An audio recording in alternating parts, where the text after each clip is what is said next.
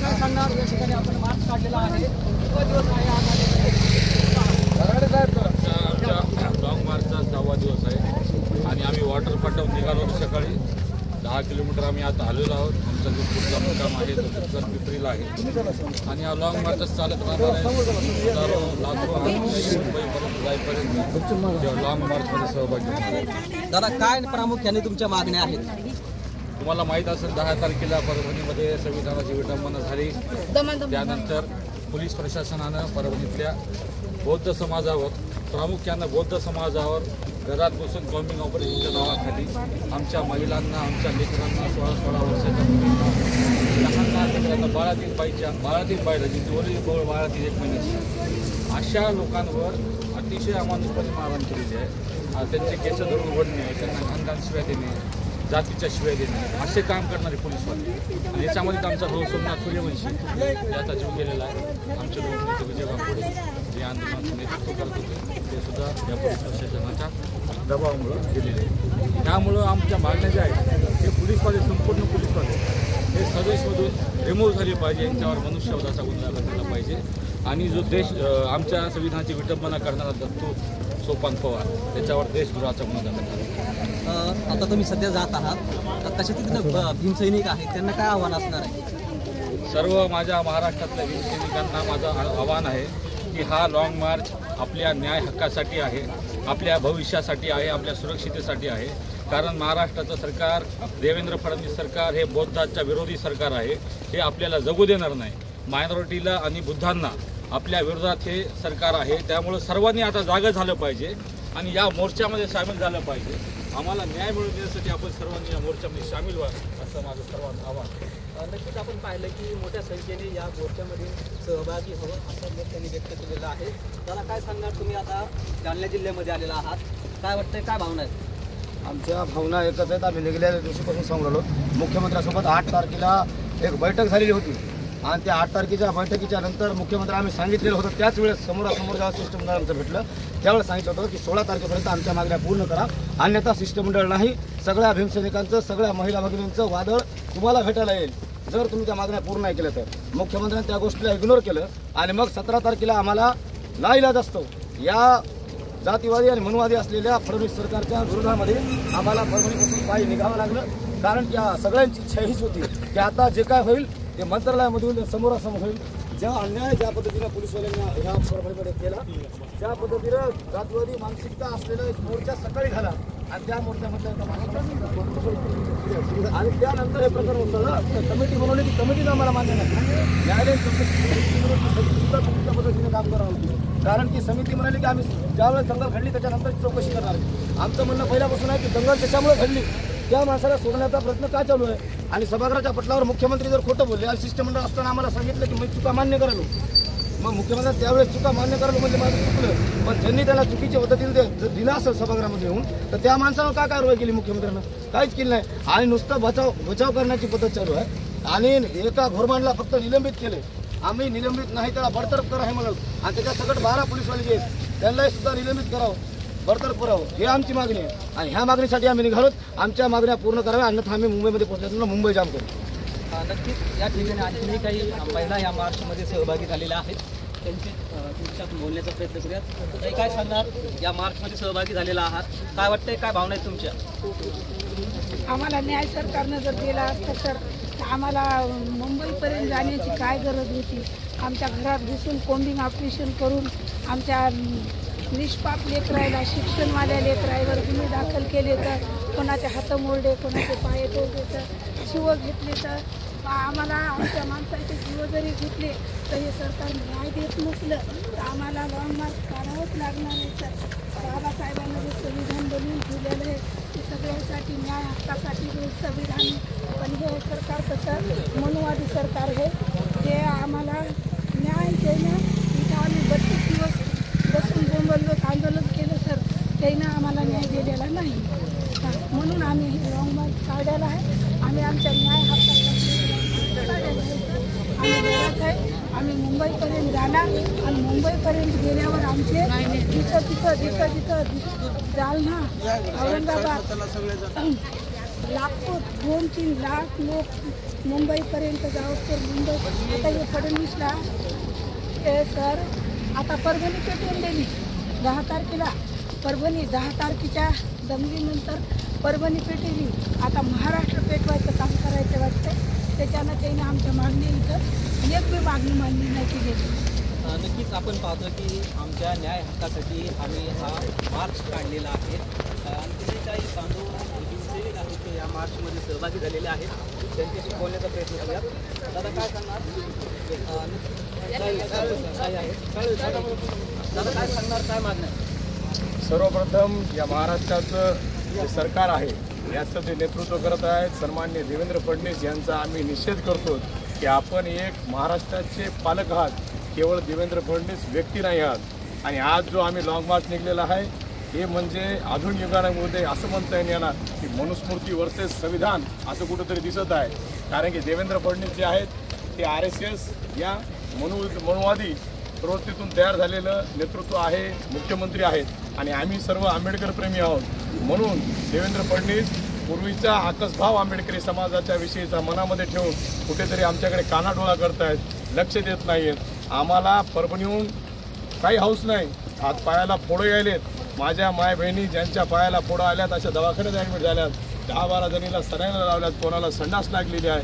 आम्हाला काय लय खंड सुटला नाही की परभणीहून मुंबईला जावं म्हणून. तर आमच्याकडे एक जातीवादी प्रशासन लक्ष देत नाही. म्हणून आमच्या आंबेडकरी समाजाचा आक्रोश त्याचा उद्रेक होत आहे. म्हणून आम्ही रस्त्यावर उतरलेले आहोत. आणि जोपर्यंत आंबेडकरी समाजाच्या मागण्या मान्य होणार नाहीत तोपर्यंत आंबेडकरी समाजातला तरुण असेल, माता भगिनी असेल, युवक असेल, म्हातारा असेल, म्हातारी असेल, आम्ही सगळे न्याय मागेपर्यंत थांबणार नाहीत. भले आमच्या याच्यासाठी जीव जरी गेला तरी आम्ही भीमसैनिक तयार आहोत.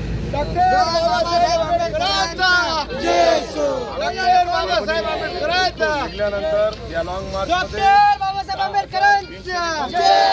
बोलो रे बोलो, जोर से बोलो और ताकत से बोलो, बोलना पड़ेगा. जय जय जय जय जय भीम, जय भीम, जय भीम. म्हणून त्याचं प्रमाण कमी कमी आता 1000 लोक आमच्यासोबत आहेत. काही जण पुढे आमच्या अगोदर जायले, ज्यांना चालायला त्रास व्हायला. काही जण महाग आहेत, दमादमाने यायलेत. पण एवढं तुम्हाला नक्कीच सांगतो की परभणीहून मुंबई घाटेपर्यंत महाराष्ट्राच्या राजधानीमध्ये जवळपास 10 लाख लोक नाही जमा झाले तर ते आंबेडकरी समाजाची ताकद तुम्हाला त्या ठिकाणी दिसल्याशिवाय राहणार नाही. बाबासाहेब आंबेडकरांचा जय हो. काही महिला या ठिकाणी आहेत. काही काय सांगणार, काय मागण्या आहेत? आमच्या मागण्या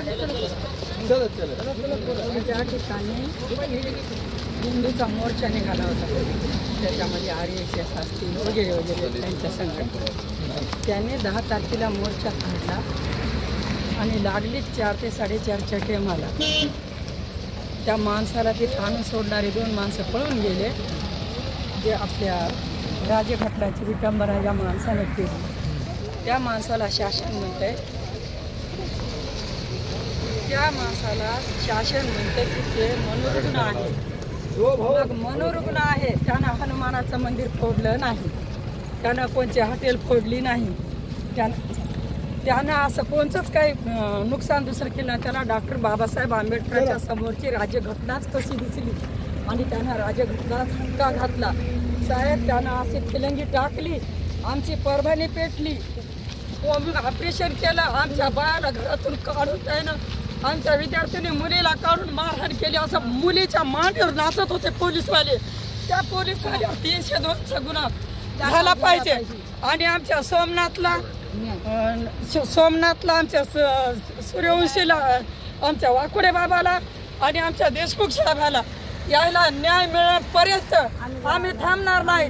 हे मुख्यमंत्री, जातीवादी मुख्यमंत्री जरी कुठं गेला, पळूनही गेला ते काही दिवस, तरी आम्ही तिथं ठाम मांडून ते आंदोलन आमचं तिथं चालू राहील. आणि इथं नाही आम्हाला न्याय मिळत आम्ही दिल्लीपर्यंत जाऊ. आम्ही लेकरं, बाळं, बाया, पोरं सगळे घेऊन, आमच्या भीमसैनिक घेऊन आम्ही पायी चालत. साहेब आज आमच्या 12 महिला ॲडमिट आहेत दवाखान्यामध्ये. पायाला फोडं आलेले आहेत, कोणाला संडास लागली, कोणाला उलटा झाले, कोणा तानात. आम्ही सुखासुखीने त्या जातीवादी शासनाला जाग यायला पाहिजे आणि आमच्या मागण्या मान्य करायला पाहिजे. आणि ते घोरबांड आहे, त्या घोरबांडात फाशीची शिक्षा झाली पाहिजे. त्यानं घरं दाखवून आमच्या विद्यार्थ्याला उचललं. आमचा सोमना आता ही परीक्षा झाली की वकील होणार होता. त्या पोराला असं एवढं मारलं की जीव जायपर्यंत त्याला मारलं आणि नंतर तिथं दवाखान्यातलं तिथं घोषित केलं की जेलमध्ये मेला. पोलीस कस्टडीमध्येच आमचा सोमनाथ वारलेला आहे. आणि सोमनाथचं आणि आमच्या 500 लोकांवर जे कारवाई झाली आहे त्याचा भार आमच्या वाकुडे बाबाला सांभाळता नाही आला. त्यांना सुद्धा अटक येऊन आम्ही असे सोन्यासारखे 2 माणसं गमिवलेत. आणि आमच्या टळक पोरं उद्या नोकरीला लागणारे पोरं आमचे आज लंगडे पांगडे होऊन बसले. तर याचा न्याय आम्हाला मिळाला पाहिजे. आणि जर नाही मिळाला तर आता मुंबईमध्ये काय होईल सांगता येणार नाही. जय भीम. आणखीन काही भीमसैनिक या ठिकाणी आहेत. दादा काय सांगणार, काय प्रामुख्याने तुमच्या मागण्या आहेत? परभणीमध्ये 10 डिसेंबरला जी संविधान शिल्पाची विठंबना झाली ती काय साधीसुधी गोष्ट नाही आहे. 1925ला राष्ट्रीय स्वयंसेवक संघाची स्थापना झाली आणि 2025 आता सुरू आहे. 100 वर्षाचा जे RSSचा इतिहास आहे त्या इतिहासाची त्या ठिकाणी कुठेतरी पेशवाई आणण्याचं त्यांचं काम आहे. हिंदू राष्ट्र आणायचं आहे, भारतीय संविधान त्यांना संपवायचं आहे. म्हणून केवळ त्यांनी भारतीय संविधानाच्या शिल्पाची ह्या ठिकाणी विटंबना केलेली आहे. आणि हे विटंबना करणं एक त्यांचा दृष्टिकोन नव्हता. ह्या विटंबना करण्यामागे एक मोठी दंगल त्यांना त्या ठिकाणी घडवून आणायची होती. त्यांना माहीत आहे की ह्या भारतामध्ये जर आक्रमक समाज कोणता आहे तो डॉक्टर बाबासाहेब आंबेडकरांचे अनुयायी आक्रमक आहेत. म्हणून त्यांनी त्या ठिकाणी संविधान शिल्पाची विटंबनाची डेअरिंग केली आणि तेच त्या ठिकाणी त्यांनी ते निवडलेलं आहे. RSS आणि RSS सोबत ज्या संघटना आहेत जेणेकरून शिव प्रतिष्ठान, अभिनव भारत, विश्व हिंदू परिषद, सनातन परवा, बजरंग दल त्या सर्व संघटना आमच्या परभणीमध्ये ॲक्टिव्ह झालेल्या आहेत. आणि त्यांना कुठंतरी जातीय दंगल घडून आणून अनेक लोक मारायचे होते. परंतु त्या दिवशी तसं न होता केवळ पोलिसांना समोर करून आमच्या सोमनाथ सूर्यवंशीला त्या ठिकाणी त्या संविधान शिल्पापासून कुठेतरी त्या ठिकाणी मन डायवर्ट करण्यासाठी त्याची हत्या केली. आणि त्याच्या हत्येनंतर वाकोडे साहेबाला मनस्ताप झाला की माझ्या हजारो भीमसैनिकावर त्या ठिकाणी गुन्हे दाखल करण्यात आलेत. त्या सर्व मनस्तापातून आमचा नेता विजय वाकोडे जे महाराष्ट्राचा नेता होता त्यांनाही हृदयविकाराचा झटका येऊन त्यांचा मृत्यू झाला आहे. आमचे 2 माणसं 2 कोटीचे माणसं त्या ठिकाणी पोलिसांच्या दबावापोटी पोलिसांच्या मारहाणीमुळे मेलेले आहेत. महाराष्ट्राचे गृहमंत्री आणि महाराष्ट्राचे मुख्यमंत्री माननीय देवेंद्र फडणवीस यांच्याच आशीर्वादावर, कारण ते नागपूरचे आहेत, RSS हे नागपूरला आहे. भारताला स्वातंत्र्य होऊन 78 वर्ष झालं, संविधान त्यांना मान्य नाही.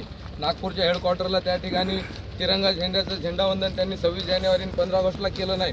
म्हणून RSSला कुठेतरी ह्या ठिकाणी हिंदू राष्ट्र करायचं आहे. आणि हिंदू राष्ट्र त्यांना करायचं असेल तर त्यांची सगळ्यात मोठी जर कोणती अडचण आहे ते भारतीय संविधान आहे.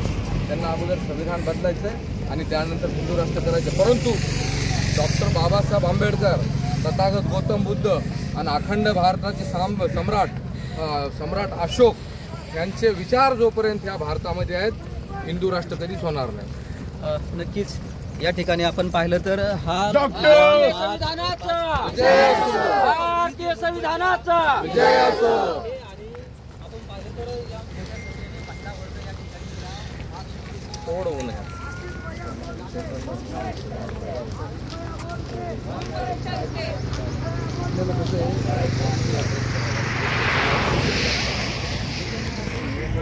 फडणवीस 420 अरे मनवादी सरकारचं करायचं काय? मनवादी सरकारचं करायचं काय? आमच्या मागण्या मान्य करा, नाहीतर खुर्च्या खाली करा. आमच्या मागण्या मान्य करा, नाहीतर खुर्च्या खाली करा. नाही कुणाच्या बापाच्या, नाही कुणाच्या बापाच्या. कोण म्हणताय देत नाही, घेतल्याशिवाय राहत नाही. कोण म्हणताय देत नाही, घेतल्याशिवाय राहत नाही. डॉक्टर बाबासाहेब आंबेडकरांचा विजय असो, भारतीय संविधानाचा विजय असो. अरे फडणवीस 420, फडणवीस 420, फडणवीस 420, फडणवीस 420, फडणवीस 420, फडणवीस 420, फडणवीस 420. मनवादी सरकारचं करायचं काय? मनवादी सरकारचं करायचं काय? आरोपीला फाशी झालीच पाहिजे, त्याला फाशी झालीच पाहिजे, आरोपीला फाशी झालीच पाहिजे, त्याला फाशी झालीच पाहिजे. आमच्या मागण्या मान्य करा, नाहीतर खुर्च्या खाली करा.